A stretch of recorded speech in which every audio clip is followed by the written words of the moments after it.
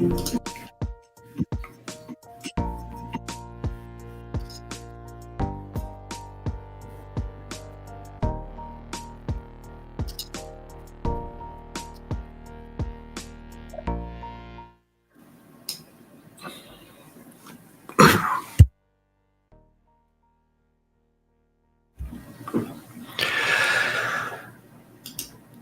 we are live. Welcome to the process.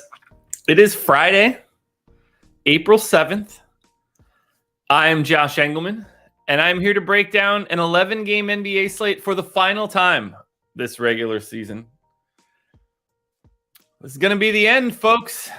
No more process shows in the regular season. We will likely have one or two during the playoffs. We're not going to have one at all next week.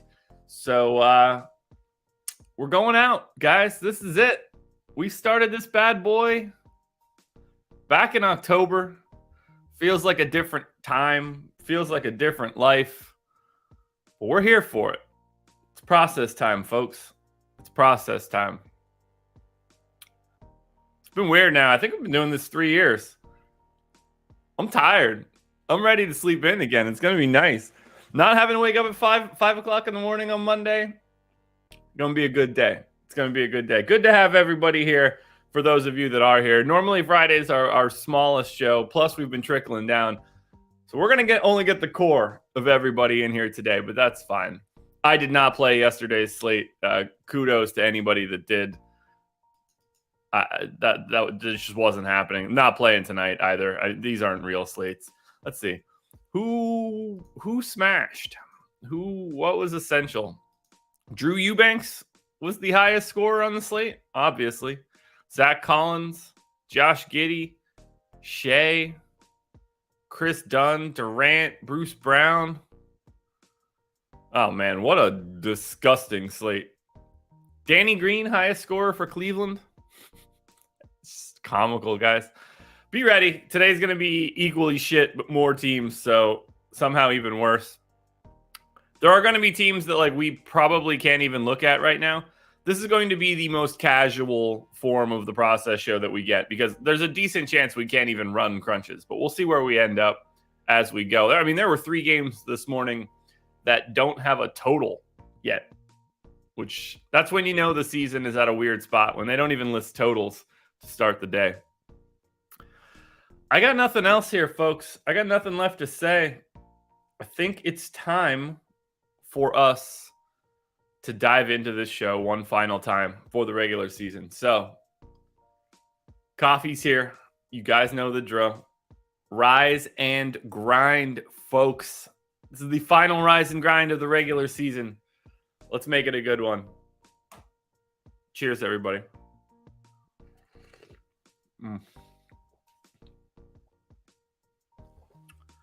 Glorious. That's as good as it gets on the way out. That is peak coffee for me. Alrighty. Let's do this shit. Boom. The Houston Rockets are 2.5-point favorites in Charlotte, 229 total. Oh, this is going to be a disaster. We should have canceled this show. All right, so I think everybody that's normally available for Houston is playing. I don't think Houston's doing anything different.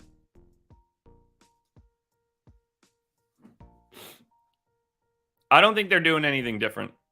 So I'm going to leave the Houston rotation the way that I have it. And I assume today's going to look a lot like yesterday. Adam and I talked about it on the deeper dive. I guess I should have touched on it a little bit here. You're basically just taking the best plays today are going to be the guys that project the highest regardless of salary, and then you're just going to have default value is my assumption as we work through this. If we have teams like Cleveland yesterday, like Orlando yesterday, like Denver post lock yesterday, if you start getting a bunch of 3K guys that are viable, then all we're doing is racing to the top.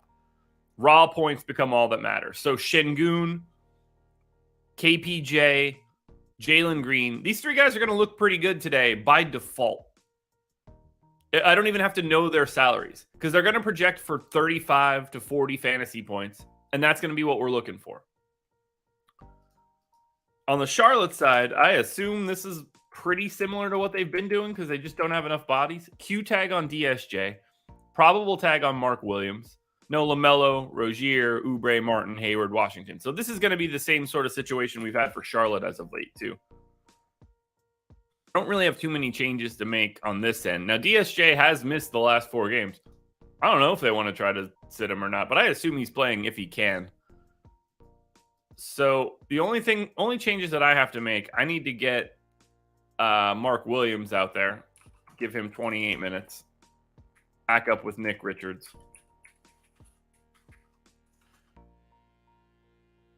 And then I just have to find a way to get Kai Jones a couple extra minutes, which I guess come from Snead, perhaps. So I don't have any for Kobe Simmons anymore. So let's get Kai Jones up to 18. We'll cut Snead down, and then I think we're good here for Charlotte as well.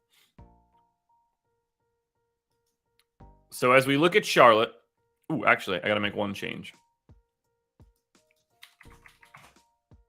As we look at Charlotte, Mark Williams looks solid enough. Price won't really matter. I think you're going to Mark Williams if you want. Maybe a little bit of Svi. Maybe a little bit of DSJ.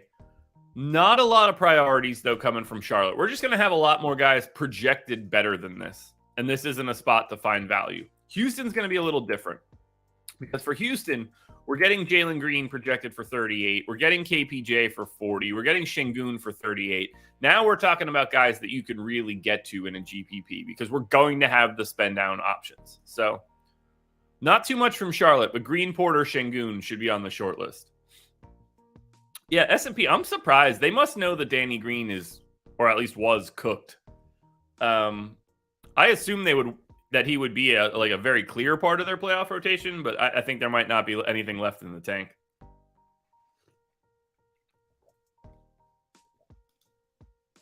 All right, game 1 in the books. Yikes. All right, Pistons, Pacers. Yikes. Livers questionable. Bagley probable now. I thought he was going to be done for the year. And then Omer Yuri questionable. I know he got hurt in that last one. So we got to get Livers back in. And then we got to get Bags back in, which probably limits this Duren-Wiseman combo back down to 24s apiece. I don't think I could really make a change there. Omer Yuri gets his minutes cut so that we can get Bagley back in there for 28. We got to cut Hampton back down. I mean, I think Killian Hayes has to stay at 35. I'll make it 34 just to be safe.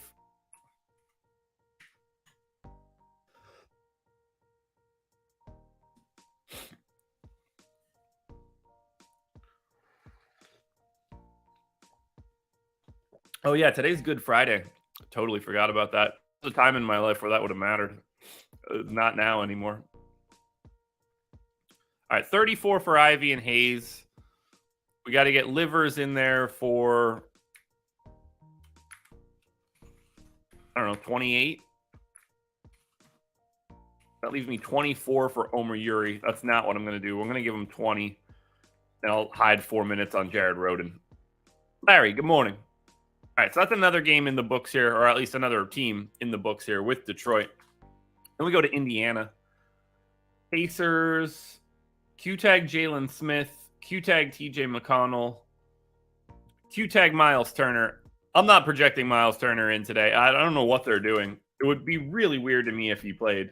You never know, but it seems odd, which means that we're not really making any changes from the last time out. I got 25 for Jalen Smith. I got 22 for Isaiah Jackson. I'm going to make that 21 for Jackson. He's not going to show up anyway, so it doesn't really matter. Yeah, 8 game. Happy to have you. I also have no interest in playing this slate. Let's see. Who can I hide that minute on? I guess Tice. I don't really have any other tweaks to make here. 33 for Matherin might be too high. Maybe I go down to 32. Nemhard feels fine for 31. Neesmith feels a little high for 30. Let's take that to 29. We're not going to get to the Pacers, so none of this is really going to matter. All right, so for Indiana, very difficult to really get to anything from the Pacers, assuming we get real value. Like, do you really want 32 projected points out of Jordan Warwick? Like, the Pacers are just going to be pivots. Like, the only thing you're getting to for Indiana are pivots off of chalk. Same story for Detroit. Like, I think you can go to Jaden Ivey at 7,500, but we're going to have better cost-effective plays. Killian Hayes on a normal slate would still look interesting at 5,800, but for today, I assume we're just going to get inundated with value. Now we go to Miami. Because, like, with Houston, Charlotte, Detroit, Indiana, we know all four of those teams don't have anything to play for. Miami's the first team that can wiggle their potential landing spot, but I think they're, like, basically locked in.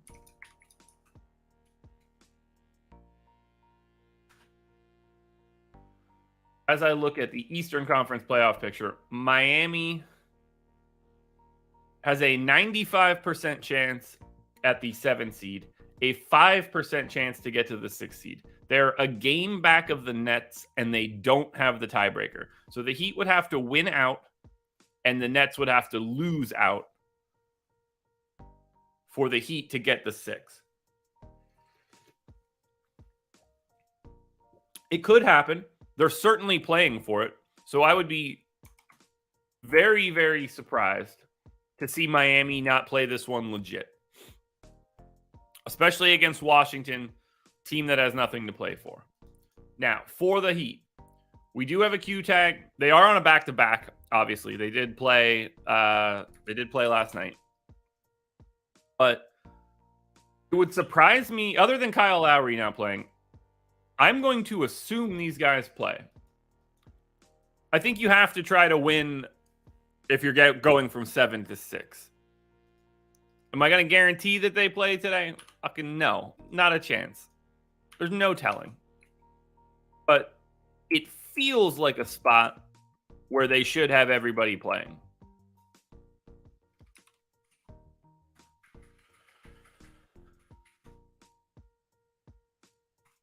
Oh, I don't know how I did that. All right, so let's get 30 minutes in there for Martin. I'm pretty happy with the rotation I have in for the Heat here. And I assume we get Victor Oladipo getting back into the rotation with Kyle Lowry out. But if you're Miami, you got to take a shot at this because you still have Sunday's game. If you need to rest before the play-in game, like, go for it at that point. But for now, you got to just cross your fingers and hope Brooklyn loses to Orlando today. So that's where I'm at for this one. That's going to be Miami. Now we go to Washington, who should be pretty easy to project because they've got all of their shit out already. No Denny, no Morris, no Beal, no Kuzma, no Porzingis. DeLon Wright, though, is available. So that does change up the scope of the Wizards a little bit. So we're going to get DeLon Wright in for 30. I think that lets us cut Jordan Goodwin down to 24. I'm going to bring Johnny Davis down to 30. Kendrick Nunn, I think, then gets like 16. It appears we're not playing Taj at all. Stafford's coming down to like 25 minutes. Jay Huff is apparently that dude. Kispert I'm keeping in for 34. And then we got to cut down Quentin Jackson and Xavier Cooks. We'll do something like that. I don't think Kendrick Nunn's going to play a ton. I guess he's probably ahead of Cooks and Jackson. I think we can do something like that. I don't think we're going to like a lot from Washington, but we'll see. Yeah, no, not really. You basically can't play anybody from the Wizards right now other than maybe DeLon Wright. Everybody else doesn't look good.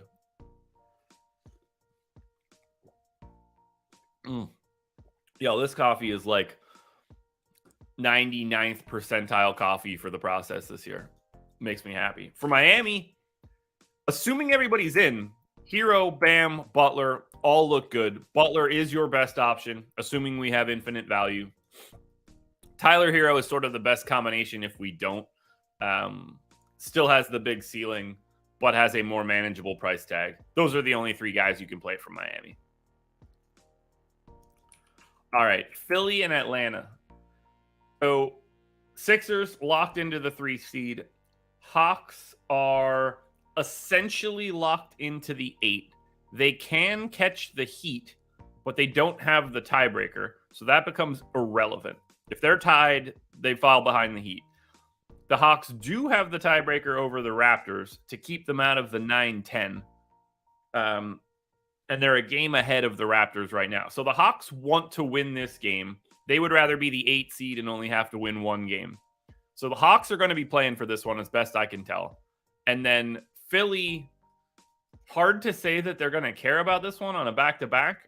Embiid already out. I think this is the first spot that we're going to get wholesale dudes not playing.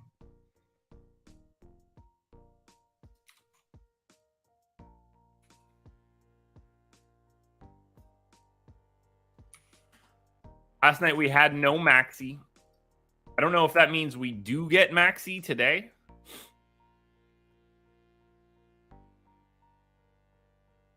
S&P. I didn't even see that, I don't think.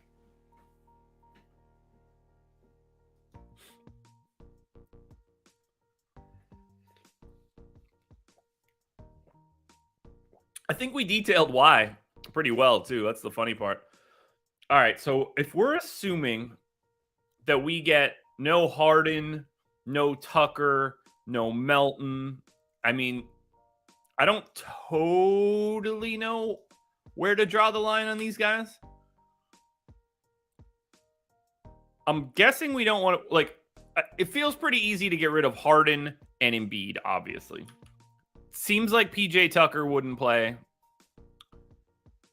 I can see Maxey playing because he didn't play yesterday.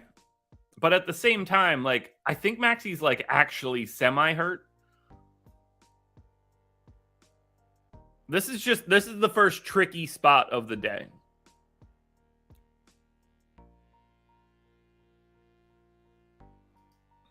I don't really have a great feel here. So let's start getting the guys that we know will play. I think Paul Reed probably gets something like 26 minutes. And then we get Trez as the backup, something like that. I'm going to assume Tucker doesn't play. And I kind of feel like Maxey's going to play today. I really do. I'm going to leave. Ooh, man. I think I have to leave Maxey in. I think that I do. I think we're going to go like 30 to Maxey, 30 to Shake. I think we could even see Tobias Harris play today. You know, we get Niang out there for a decent chunk of time. We get Jalen McDaniels out there for, you know, big-ish minutes. Daniel House probably plays something like 24. We get Korkmaz back in a rotation.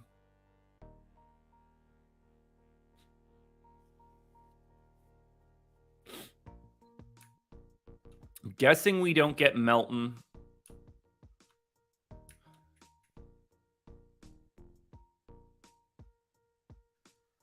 I mean, they don't have a ton of bodies. Like, is McClung gonna play today?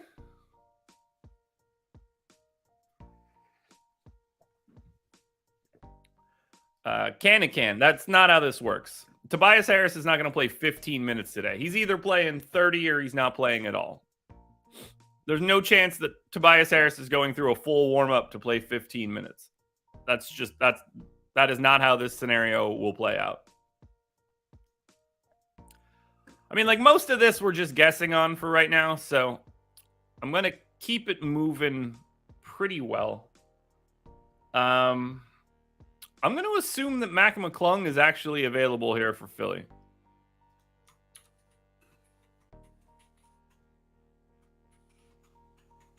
And we'll give him like 16 minutes. Whatever a Lewis King is, I guess I got to add him too.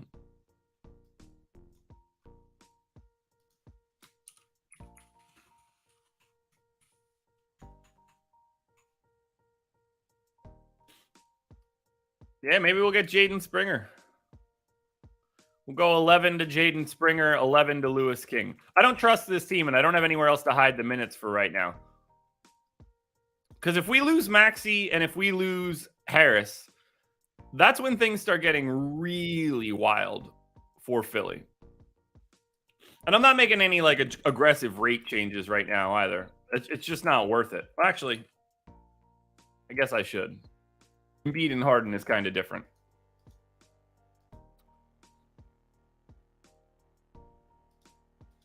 So if we just take Harden off and Embiid off, I mean, that's just going to be a thing right out of the gate. Maxey's played 480 minutes without those guys on the floor. He's got a 33% usage rate. Like, if Tyrese Maxey is in, he is a massive play today. Tobias Harris has a 26% usage rate with those guys not around. I didn't even give Harris those minutes. I got to get Toby in there for 30.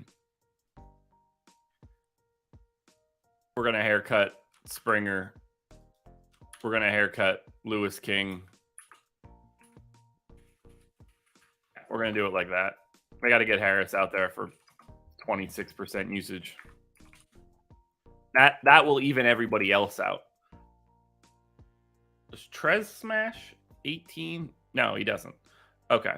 That's going to be Philly. Now, Atlanta cares. Or at least I assume they care. So, Q-tag on DeAndre Hunter. Bogdan's available. Trae Young's available. So, this one should be pretty simple.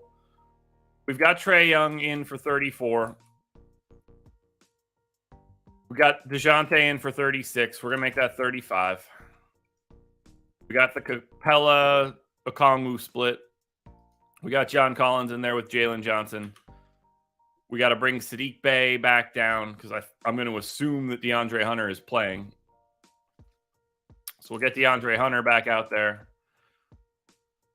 We get Bey back down. We cut Aaron Holiday. We get Bogdanovich back out there. Now we got a real rotation. Although we do got to get Jalen Johnson away from his playing time. We get Bogdan back up to 24. I'll make it 23 for Bey. None of that's going to matter.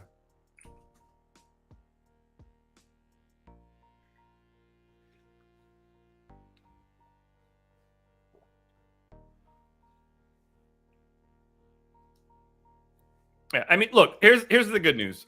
The Philly situation is meaningless. Like, we're going to know this shit once we get injury reports for these back-to-back teams. It's not like they're going to be hanging faux guys out to dry until lock. Like, that's just not going to happen here. All right. I guess I don't really have to make any changes here for Atlanta. I do have to handle Hunter. So, assuming we have the same normal starting lineup and we get Murray starting, Collins starting, Trae Young starting, and Hunter starting. And then at least one of Capella or Okongwu starting. So they're starting their normal starting rotation.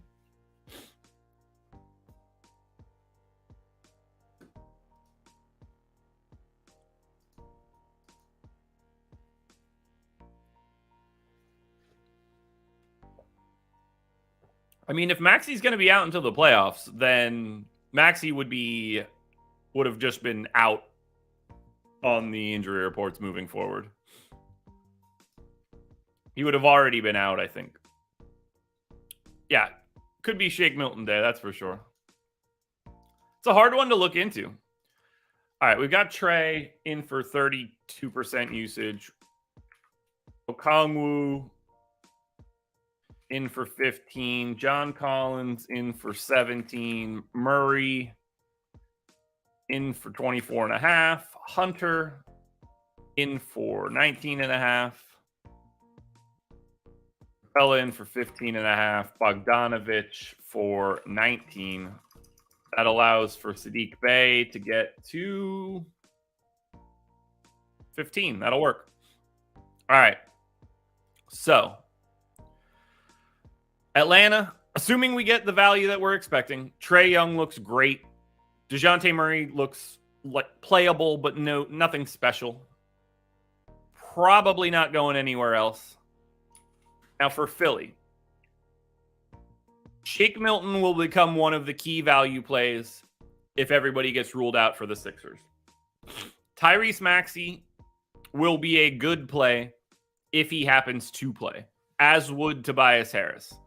Assuming both of those guys are out, like Jalen McDaniels starts to look a little bit more interesting, but not crazy. Paul Reed looks interesting, but not crazy. They don't really have anybody on the bench that pops other than Shake Milton. Shake Milton becomes a priority for today if they just hand wave the entire starting lineup. This is the first spot we have to pay attention to. It's the first place where we want to put a pin in a team. Now we go to the Raptors. They are 1.5-point dogs in Boston. 218 total. Raptors are 96% for the 9 seed. They do have an outside chance to get to 8. They don't hold the tiebreaker over the Hawks, and they're a game back. Raptors need to win both games. Hawks would need to lose both games. So we know Atlanta is playing against Philly, a team that's probably punting.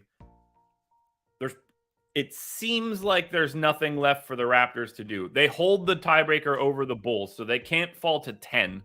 So it looks like the Raptors are pretty well set into hosting the 9-10 against Chicago. Assuming Atlanta can just hold serve. Because all Atlanta has to do is win one game. I would not be surprised to see Toronto sit everybody, but since they're still alive, I'm projecting Toronto to be normal here. I would not be surprised to see them sit everybody on Sunday. So for right now, Toronto rotation just stays where it's at.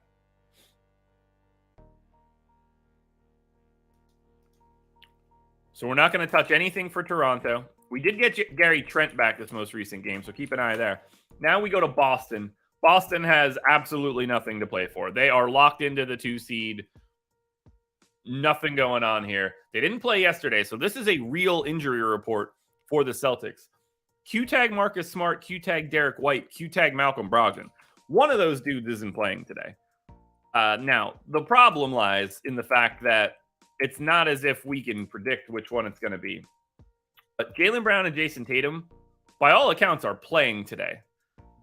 I think it's safe to say that they're going to play relatively, I don't want to say limited minutes, but they're not going to turn the dials up on these guys right now. That's just not going to happen. And we know that we're going to lose one of Smart, White, or Brogdon. It just seems that way. But there's no other way to project that. So we got to project Boston the way they would normally look, but just with the edges softened off. So Time Lord played 31 minutes on Wednesday, which is fucking comical, by the way. How? He's not playing 31 minutes today. I'm willing to say 24. And then I can give another 24 to Al Horford. I think we could safely just say 30 for Horford. I think we say 30 for Derek White. I think we say 30 for Marcus Smart. I think we say something along the lines of like 26 for Malcolm Brogdon. I think 34 Brown, 34 Tatum makes a lot of sense. Grant Williams going in for 18 leaves me 14 for Hauser. That's about as basic as you can get of a rotation for the Celtics. Now, these guys are still going to look good, assuming we have the value coming out at some point in time for one of these teams. Because the raw point ceiling on Brown and Tatum, even in limited minutes, works for today.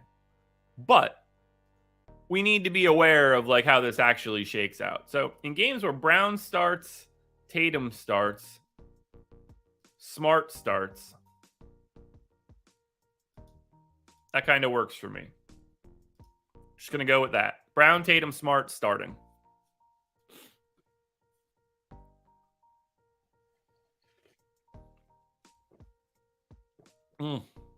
Man, I'm so sad. This coffee is almost gone. I am chugging it. It's delicious. Come on, Boston stats. Brown, Tatum, Smart starting should not be as difficult here. You got this, PvP.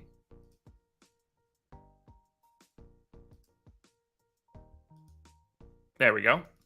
And they've started a lot of games. This is a big sample. All right, Al Horford, 12% usage rate. Derek White, 16% usage rate. Jaylen Brown, 30.5. Tatum, 32.8. Brogdon. What the fuck? Somehow hopped to 5-man rotations. Wasn't paying attention. Brogdon, 22. Marcus Smart, 17.5. Time Lord,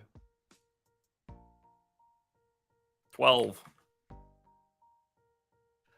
Not going to touch assist rate or rebounding rates right now, so that's going to be Boston. So that concludes this game. Assuming we get everybody, like please get to Jaylen Brown and Jason Tatum. We should have enough money for it. You're probably not playing anybody else from the Celtics. Even if we get one of Smart or Brogdon or White out, nobody's going to look that much better. But we still haven't uncovered where the value is yet. Now on Toronto, same story. Can you get to Toronto? Yeah. And in particular, Siakam and Van Vliet are going to look good once we find value. Barnes and Pirtle will be a little bit less so. Same for Anunoby.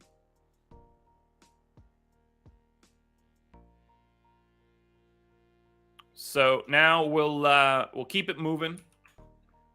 Did I get this line right? Magic by 12 against Brooklyn? Is that really what's out there right now? Or is Brooklyn the favorite?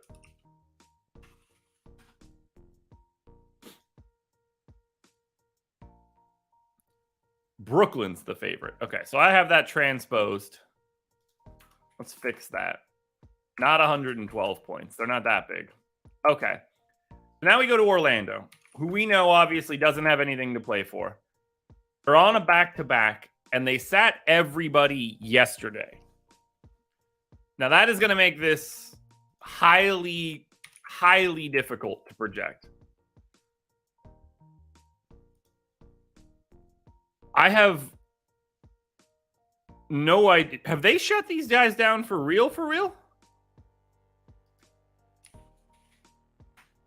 Did they shut down? Did Orlando shut it down like properly? Did that come out? Oh, wow. Okay. So no Paolo, no Carter, no Fultz, no Harris, no Isaac, no Franz Wagner, no Mo Wagner. That's fascinating. I didn't know that they like actually put these guys down. All right. Well, that makes it a little bit easier to talk Orlando. We basically just have to assume we get everybody that we had yesterday except for Goga. Or sorry, except for Mo Wagner. So let's get Goga. I can't go any higher than 24 for Goga. I don't think he's going to be out there that much. But wow, man, they're running low on bodies too. 30 for Cole Anthony. Oh, yeah, he got the DMP yesterday. Fuck. Man, I don't even know how to project that now. What are they going to do with Cole Anthony today? Ooh, Orlando's about to be a real problem. All right, we're going to get way more minutes out of Bull. So let's bump him up. I'm going to leave 28 for Houston. I'm going to leave 28 for Okiki.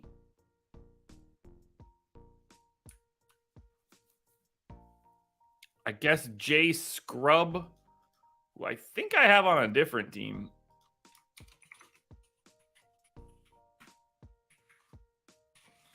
Got to get Jay Scrub out there for some sort of amount of minutes.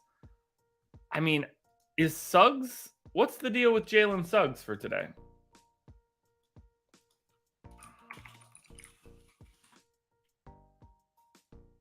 There's no like news. I don't know what to do with Suggs.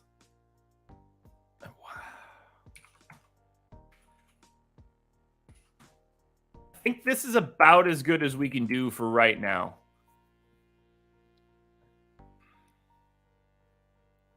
Although I do need to figure out who's the backup set.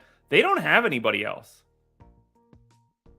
So the backup center for today is going to be what, like Admiral Schofield? I mean, like in theory, it's Bull, but it's not Bull.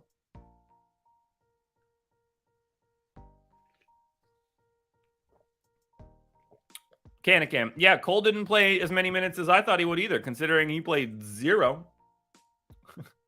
I mean, him not starting, it opened the door for him getting the active DNP CD.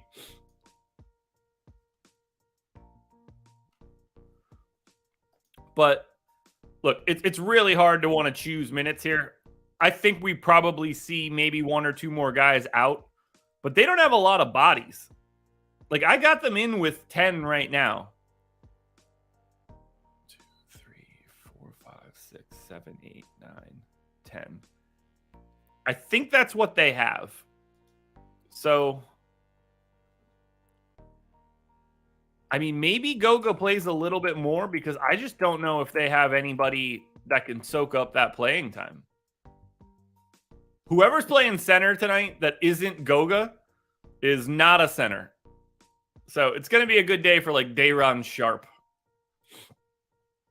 All right, we'll see what Orlando looks like in a second. Let's look at Brooklyn now. The Nets are 95% for the 6th seed. They hold the tiebreaker over the Heat, and they're a game up. If the Nets win one game, one of their final 2 games, then the Nets clinch the 6th, which is obviously what they want. You get Ben Simmons against the Nets. That'll be interesting. So I assume Brooklyn is playing this as straight as they can and then resting people on Sunday, or if they can, or Saturday. I don't know when they play. So we get Dorian Finney-Smith back. Otherwise, this should be pretty easy to handle. So we got to take the minutes back down on Royce O'Neal. We'll get him to 29. And we get Dorian Finney-Smith in for 28. And then we just give a slight haircut to everybody else. 35 to Dinwiddie, 36 to Bridges. I got 31 for Claxton. I'm actually going to make that 32. We'll go Day'Ron Sharp 14. Looks like we're good here. And we're going to like Brooklyn, I think. Yeah. So, like, assuming that there's value on the Orlando side, like I'm anticipating, Bridges, Dinwiddie, Claxton, Cam Johnson to a degree, but Bridges and Dinwiddie for sure, Claxton for sure. All 3 of those guys are going to look pretty good here. Now, this is the first spot where it matters. Orlando's prices have not really had their experience. So, if Cole Anthony starts, he looks really good. Bull is 3,600. He's one of the top plays of the day. Goga Bitadze at 3,300 is one of the top plays of the day. Assuming they both start, Bol and Goga are, at least to this point, lock plays in a cash lineup. You're probably getting to a lot of someone like Chuma Okeke. If Jalen Suggs plays at 4,100, he looks great. Caleb Houston can play all the minutes in the world and will still look bad, which is incredible. We're going back to Orlando today aggressively.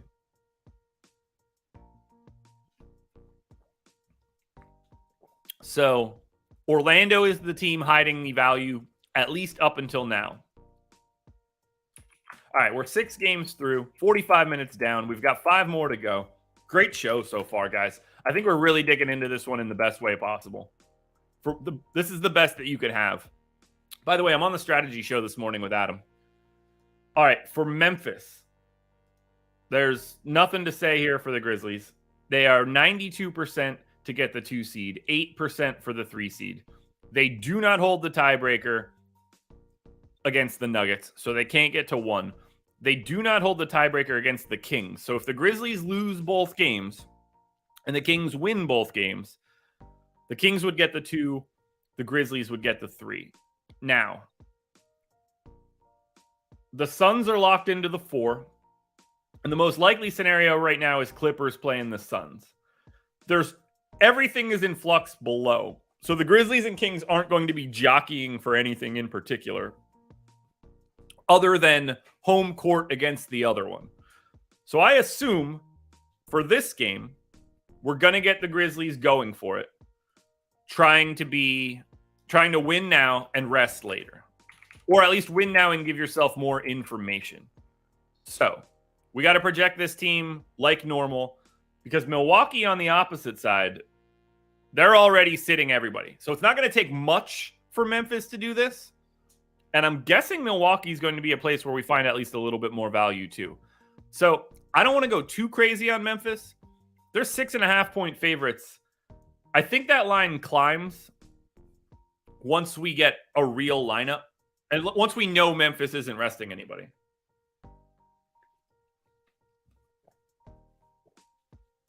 So I'm going to go 33 to Morant. We'll get 15 to Tyus. I'm going to go 33 to Bane. I'm going to go 30 to Brooks. I know we're not going to get Henning Santi Aldama. We're going to get Xavier Tillman out there for 30. And then Jaren Jackson will get the backup run plus another 12. No, not having Aldama actually does matter for Memphis. Like, that's a pretty big rotational piece hole that we got to deal with. And he is doubtful for today. So we're going to get David Roddy out there for like 22 minutes, something like that at least. Maybe we'll go 21 on Roddy. Got to get a couple extra minutes here to Tyus. Let's get him up to 21. We're going to get Luke Kennard, 28. 27, I think that probably works. Leaves me 15 minutes. I'm just going to hide those on Lofton for right now. Actually, we're going to split them. We're going to go 8 and 7 on Lofton and Conchar, just in case. Now, rates do need to change because I think we're getting full strength Memphis, which means we want games where Brooks, Jackson, Morant, and Bane all start.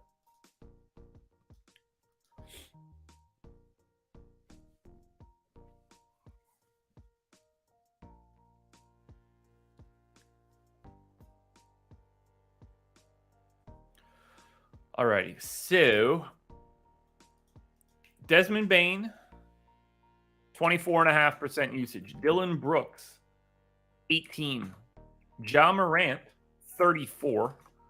Jaren Jackson, 22.5. Kennard doesn't exactly have the massive sample, but he's at 14. Tyus has a much bigger sample, 16.5. And then Tillman is at 14. Don't have any other rate changes that I want to make for right now. That's going to be Memphis. Now we get to Milwaukee, and things open up a bit. Milwaukee, no Drew, no Allen, no Middleton, no Giannis, no Brook Lopez, no Pat Connaughton. So, arguably 6 rotation pieces out for today. We should find some sort of value for Milwaukee. That's my guess. Now, who the hell is starting for this team? Great question.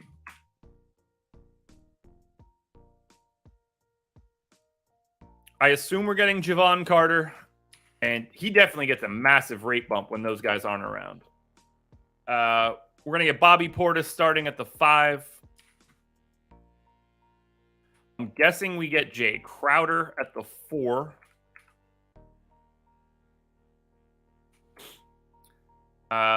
Wes Matthews and Beauchamp, probably.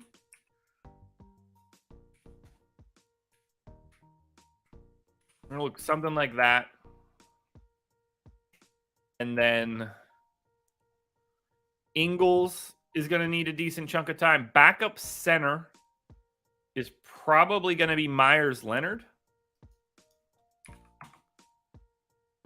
And then we're going to certainly get a chunk of Thanasis. We'll get him in for like 18. AJ Dragic is going to play. He's probably like the backup point guard. And we need, what, AJ Green and Ingles? I guess Lindell Wigington could play. But let's get AJ Green and Ingles. So we'll go 24 to Ingles. We'll go up to 30 on Wes Matthews since he sucks. And we'll go 20 on AJ Green. Rates will be interesting here. When you take off all of the 3 real guys, the sample's probably going to get pretty small. So if we say Drew off, Giannis off, Middleton off, what kind of minute sample do we have here? Javon Carter's played 460 minutes with those guys off. 23.5% usage rate. Whew. Portis, 422 minutes. Just a 25% usage rate. I would have thought that went higher. Now, technically, I don't have any other usage rates to change. Brook Lopez actually has played the 3rd amount of minutes with all those guys off. That's surprising to see. I'm actually going to try to take him off, but I think that's what's going to nerf the entire sample.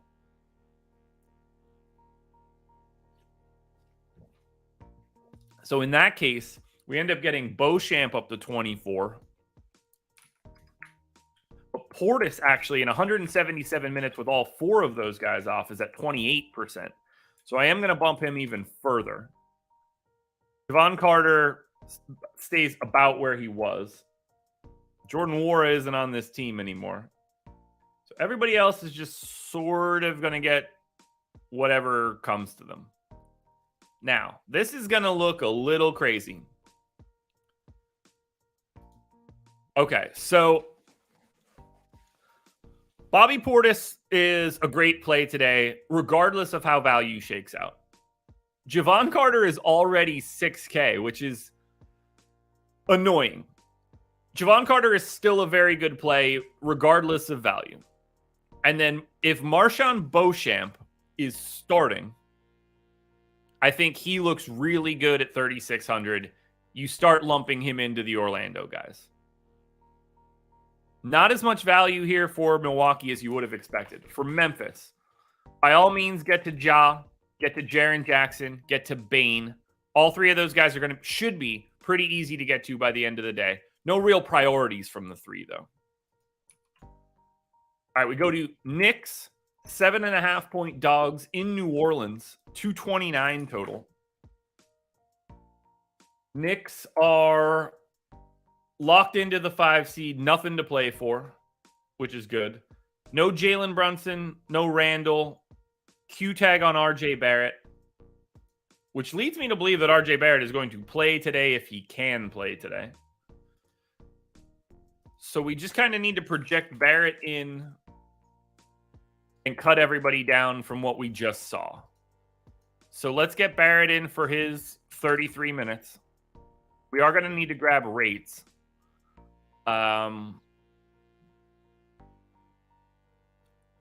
I think I'm going to leave Grimes at 36. Let's take Miles McBride out. Let's take Fournier out. We got to cut Josh Hart down to 30. I think Toppin for 32 makes some sense. Don't think we're going to get Jericho Sims. We got the 25-23 split for Mitch. We're going to go 26-22 on Robinson and Hartenstein. Quickly, I'm going to bring that down to 35.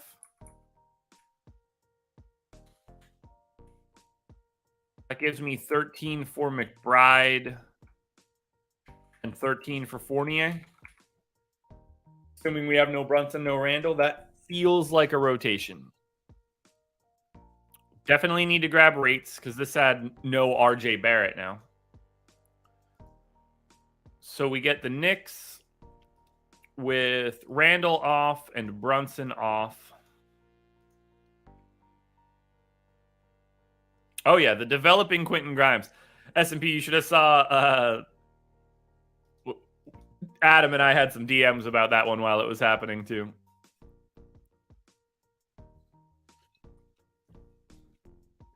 All righty. We're going to get quickly up to 26.5. We're going to get Josh Hart in at 15. Mitchell Robinson, I assume, is just a guy that doesn't do anything on offense like normal. I'll just let his become whatever it is. 20% usage for Obi Toppin. We'll go 19 to Grimes. And finally, Barrett up to 30. That does allow me a little bit of a boost for Mitchell Robinson. I know I need to bump up Quickly's assist rate a little bit. Otherwise, I don't have to touch anybody else. Now we go to the Pels. Now, the Pelicans. All bets are off for the Pelicans. So I assume they're letting it rip. They are 13% for the 5 seed, 12 for the 6, 15 for the 7, 18 for the 8, and 42 for the 9. So they've got a 42% chance to be the 9 seed and a 58% chance to be 5 through 7. Pelicans just are playing this game like normal, which is good because then we know exactly who we need to play and we can probably give a bump to Ingram and McCollum. I did go to OT, but Ingram, McCollum, Murphy, and Jones all played like 38 to 40 minutes. So I'm taking McCollum to 37. We're taking Ingram to 37. I'm going 31 to Herb Jones. I'm going 36 to Trey Murphy. Like, they are playing the dudes that matter for today. 28 to Joval. Honestly feels a little high. Nance played 29. If they're trying to win, I think that's what they're doing. Although you can play centers against the Knicks in this scenario. So I'm going to go 27-21 on Joval and Nance. We'll cut down Najee Marshall as well. I think we're good here. I got to cut some minutes off of Jay Rich, too. So let's do it like that. Pelicans. Love Ingram. I like McCollum more than Ingram. You know, your mileage may vary. Trey Murphy is just on the outside of viable, as is Joval. On the Knicks side, assuming RJ Barrett is in, I'd say there are no priorities from New York. Quentin Grimes is 7,700. Holy shit. There are no priorities from New York if Barrett is in. You can play quickly. You can play quickly kind of whatever. You can play Barrett if he's in. If Barrett ends up out, you can play quickly. You could probably get to Grimes and Toppin at that point. We still haven't had that spot, but maybe it's here.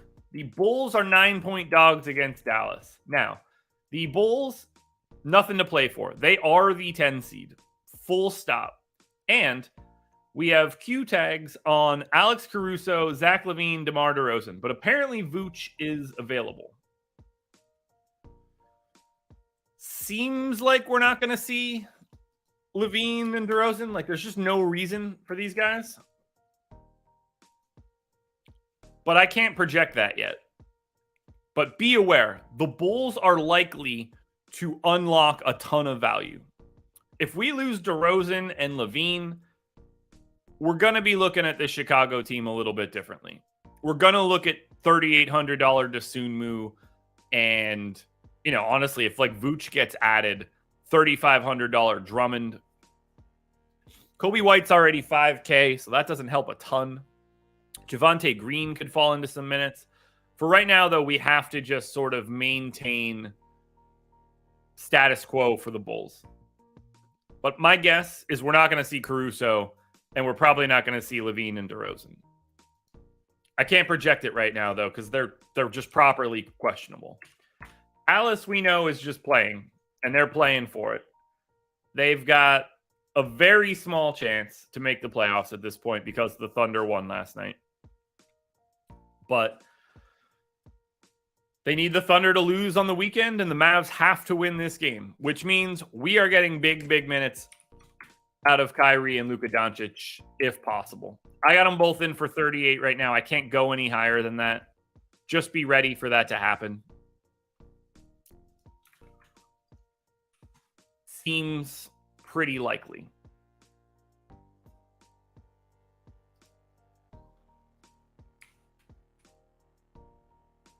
I'm going to bump up Christian Wood there a bit. Hide those final minutes on JaVale. Now, for Dallas, this is no... Wow, Luka's up to 12-4. I definitely didn't see that coming. Look, if you don't like Luka today, given the fact that we should have enough value, you're crazy. Even Kyrie at 9,900 is going to look good. But Luka Doncic at 12,400 in a game that they have to win, where he's going to play 38-plus minutes, he's the best play on today's slate. Because if he gets to 60 or 65, you probably just have to have him because cost efficiency is going to go out the window. Now, on the Bulls, like if Vooch is in, he's going to look good. If we lose DeRozan and LaVine, like you can play DeRozan and LaVine right now. If they're out, I assume Dosunmu, great sort of alliteration there, becomes an amazing play. If we somehow lose Vooch, Drummond goes nuts at 3,500. Chicago is the first place that we need to like really keep an eye. Now we go to Golden State. For the Warriors. The Warriors are like the Pels. They don't hold a single tiebreaker. They don't have it for the Clippers, the Lakers, the Pelicans, or the Wolves. That's hard to do, first and foremost. The Warriors have a 17% chance at 5, 33 at 6, 23 at 7, 26 at 8, and a very minimal chance to fall all the way to 9. So 5 through 8 is real. And every single one of those spots carry different weights. But like they're 50-50 playing, not playing. So Golden State is playing for this game. I assume we're getting full on all you can get for Golden State. Meanwhile, they're facing the Kings, a team that they could potentially be playing. I mean, the Warriors right now have a 33% chance to be the 6th seed. That is the most frequent seed for the Warriors.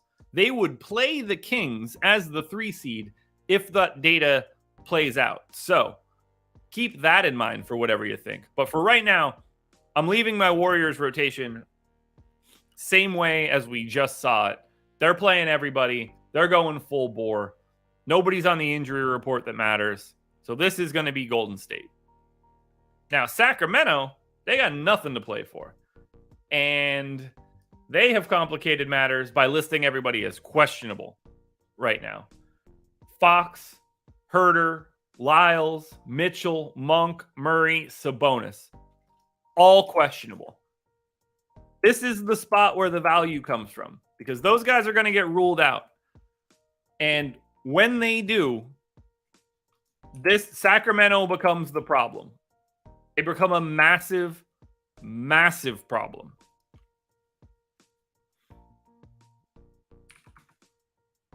The question becomes, who sits? But for right now, they've got basically everybody but Harrison Barnes is on the injury report. I don't know why Barnes missed it.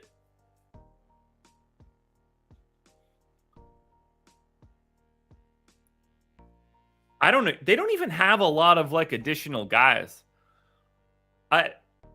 This is really hard because I can't. If we don't project some of these guys out, it's a problem. And there's no way they're all playing. This becomes, I don't really know what I should do right now for this show. So let's gut this and let's think about it.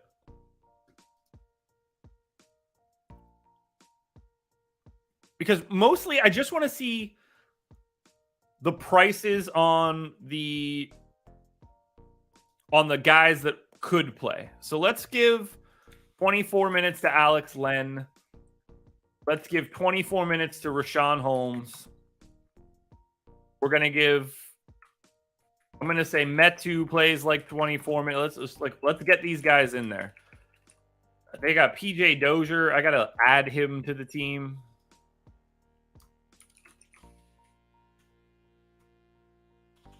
All right, so we get PJ Dozier out there for a chunk of playing time. Keon Ellis, if I had to guess, that guy is not in my model.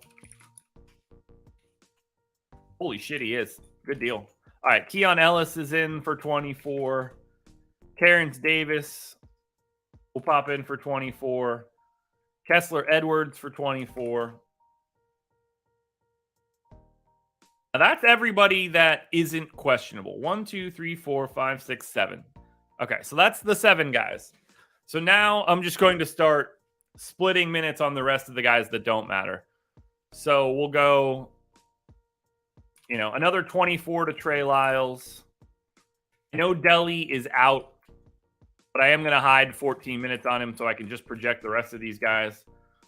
They don't have KZ Okpala anymore, so I could just remove him from the team. One less thing to look at. I guess Harrison Barnes is going to play. He's the one guy that's not on the injury report. So let's give Harrison Barnes like 28 minutes. Then we could hide another 6 on like Davion Mitchell or something. Because we want to see the prices. Okay. This is the spot. This is yesterday's Cavs. This is yesterday's Magic, whatever. Whoever starts at center is going to look great. Rashawn Holmes is the flat 3K. Chimezie Metu is the flat 3K. Alex Len is already 4,100, which is craziness, but would still look like a good play if he's starting. I don't know what a Keon Ellis is, but he's flat 3K. PJ Dozier is the flat 3K. Terrence Davis is 3,900. Terrence Davis would become one of the better plays of the day. Shooting guard, small forward. Assuming he starts with all of these guys out, Terrence Davis is top of the food chain. Trey Lyles could be if he starts at 4,600. But this is the spot where we're finding these giant paydown guys. I'm not changing rates or anything like that. Like, there's no point in even projecting Sacramento right now, other than saying this is a spot where we're going to find some value. For Golden State, there's not much to say here. If you want to go to Steph, by all means, you're going to have more than enough money to do so. Similar-ish story for Clay. You can make a case for Draymond. There's just not a lot to like here for the Warriors other than all the way at the top for Curry. The Kings are the team that matters most now. Until you get to Phoenix. Because Phoenix ain't got shit to play for. They're locked into the 4 seed. They're facing the Lakers. Obviously, the Lakers have all sorts of things to play for. They can get as high as the 5 seed. They're more likely to get the 6, but they're 64% to be in the play-in, and they can be 7, 8, or 9. So the Lakers are obviously going to be letting this one rip. Phoenix, you assume on a back-to-back, is barely playing at best. I did see a report that you might only see them play the first half, which feels weird. But this, again, is the spot where we're going to get the real value. We are going to get some wild shit. It really sucks that Sacramento and Phoenix are the two most important spots here, and that's the 10 o'clock game and the 10:30 game. You kind of need to just project these guys out. So it's basically impossible to manage Phoenix right now. They didn't even submit an injury report. I don't have a great feel for how to project this team. So we're going just generic ass minutes to everybody. 24 and 24s. We're projecting everybody to play today, so that we can see some salaries. There we go. There's 240 right there. 10 guys, 240. If I missed anybody, it doesn't matter for right now. I don't think TJ Warren's going to play today. That one I think is like a pretty safe bet, but we'll see. He could. All right, prices for Phoenix. We'll worry about those in a second. Let's go over to the Lakers side and firm up their rotation just to make sure we got it set, which I don't think that there's a lot of ambiguity here. 33 minutes for Russell. Sure. 33 for LeBron. Probably need to make that 34. 36 for AD works for me. Gabriel's good. Rui's good. Beasley's good. Vandy's good. Actually, I could bring Vandy down. 23. Up to 16 on Troy Brown. All right, so for the Lakers, this is simple. You're playing AD if you want. You're playing LeBron James if you want. You can mildly justify Russell and nothing else. Austin Reeves is 7,300. What a completely undeserved price tag. Now for Phoenix, they don't have the same sort of pay down options you would expect, oddly enough. Like Ross is already 4K. Shamit's 3,900. That starts to look good.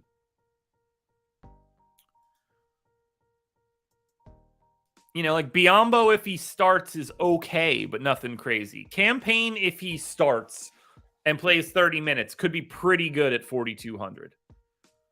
Well, Phoenix isn't going to look like the same value that I thought they would. This is Sacramento's slate and potentially the Bulls. But this is Sacramento is the swing piece. When those guys get ruled out, that's what changes everything. I think you have to go into lock, assuming Sacramento, if we don't have the news, I think you have to go into lock for Sacramento, assuming that none of those guys are playing. And you just late swap your value where you can. All right. We are through all 11 games. I'm going to be perfectly honest with you. I think this crunch is meaningless. We're doing it anyway. Final crunch of the year for the regular season. But be aware. Some of these teams aren't real right now. Thanks for being here, folks. It's been a fun one. I think we went through that slate about as well as anybody could, given what we have right now. So we're starting with FanDuel Optimal. I would be shocked if Luka's not in this, but we shall see. 338.56 is the score. That is the optimal by 1.29. Yeah. Morant, Cole Anthony, Luka, Javon Carter, Terrence Davis, Jordan Nwora, Bobby Portis, Tobias Harris, Bol. Now, we probably don't have Tobias Harris when we get there. And there's no fucking way you should play Jordan Nwora today. But we'll see.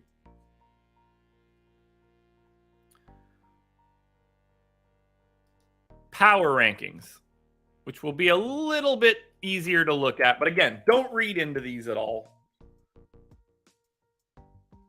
Glad you guys were able to make your golf showdown lineups.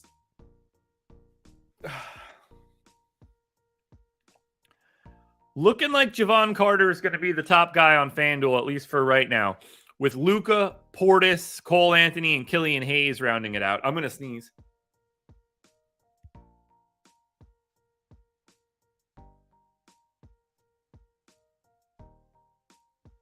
Great sneeze.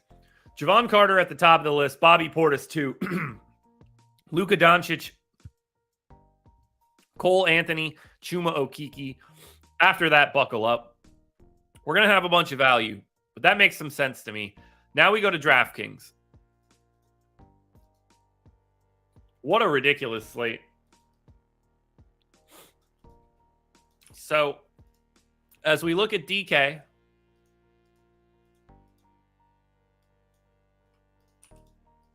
optimals.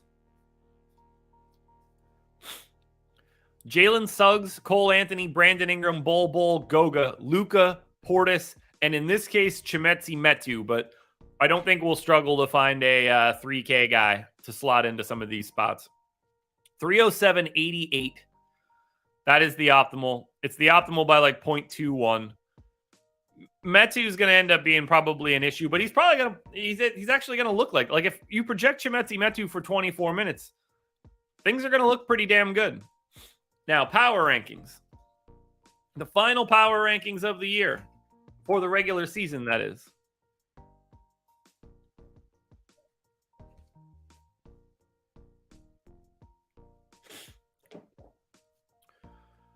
Bol at the top of the list, and I don't think that that's going to change all that much. He's going to be up there, as is Bobby Portis, as is Goga Bitadze.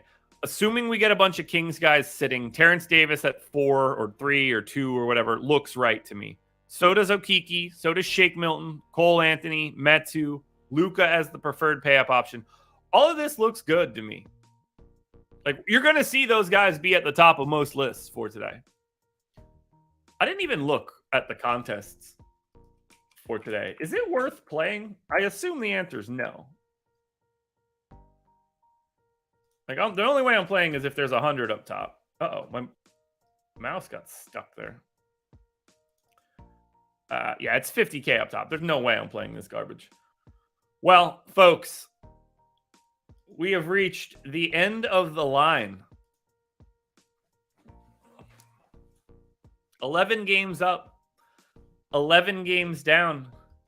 The process for the regular season is over. We are done here, folks. Now, we will be back for 1 or 2 playoff slates. This is not going to exist at all next week. That's all like 2 gamers and stuff. And projecting rotations for these types of games is a lot easier. We'll do the bigger slates once we get to the playoffs.